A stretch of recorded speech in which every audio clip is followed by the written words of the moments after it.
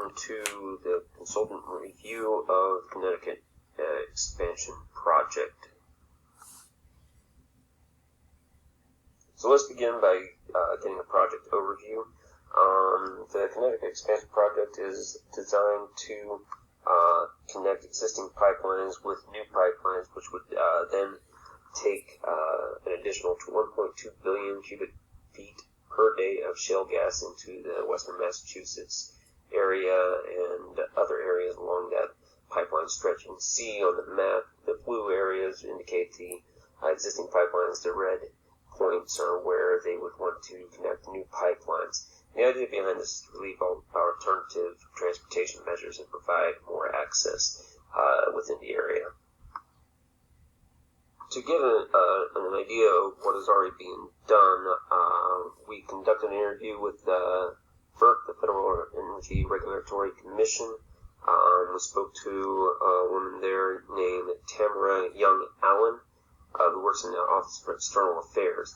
And some of the things that she said that they do is they determine what the environmental impacts are, they answer questions about those, they make recommendations for addressing those. The environmental statements provided by the actual company is where you will find a lot of those impacts. They identify mitigating measures and try to eliminate risk as much as possible, and they make recommendations in order to do that. One of the things that we can take away from that interview is that she said that there is no risk that's acceptable. Try to eliminate it as much as possible. After looking at the corporation's impact statement and taking into account the FERC recommendations, we went ahead and did some of our own research and identified some risks that we believe are still present. Of these risks, we have ecosystem disturbance, which is possibly present in the work site. The methane emissions, whether it be by breach or just faulty construction, and also from those breaches, you might have soil, air, water contamination, and we want to make sure that we eliminate that. And also we want to look into the possible seismic disturbances that are loosely associated with fracking, which is used in the collection of natural shale gas.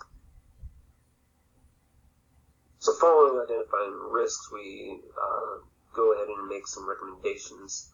The recommendations that we thought were best and most feasible were to have them follow natural paths and so that they don't disturb the ecosystems whenever possible.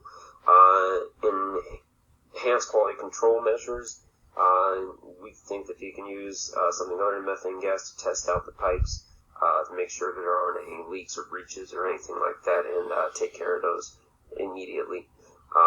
Increased regulatory inspections from governmental agencies, and worksite environmental studies to ensure that the soil, water, and air is not contaminated.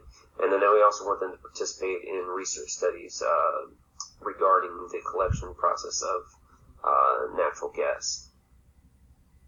So once those recommendations are put into place, we have to monitor them, and we recommend that the governmental agencies already in place, like FERC, like the EPA, go ahead and continue monitoring them. But we also want to have them submit their maps to have them approved, and any adjustments. So all maps that they think they'll need or any adjustments in the future need to be approved by those agencies. And then we want quality management. We want them to submit all their quality control data. We want the Department of Forestry to monitor wildlife and EPA to perform the environmental studies on soil, water, and air. And they can do that through the actual governmental agency or ancillary support. So in conclusion, we discussed the Connecticut expansion project, which is proposed pipeline for additional pipeline from New York to Massachusetts, which carries shale gas.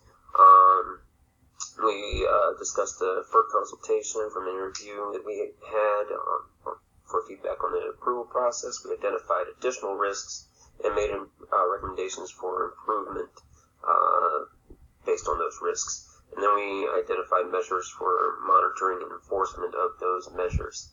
I hope you enjoy this presentation. If you have any other questions, I've provided references on the following slide. Thank you very much, and have a wonderful day.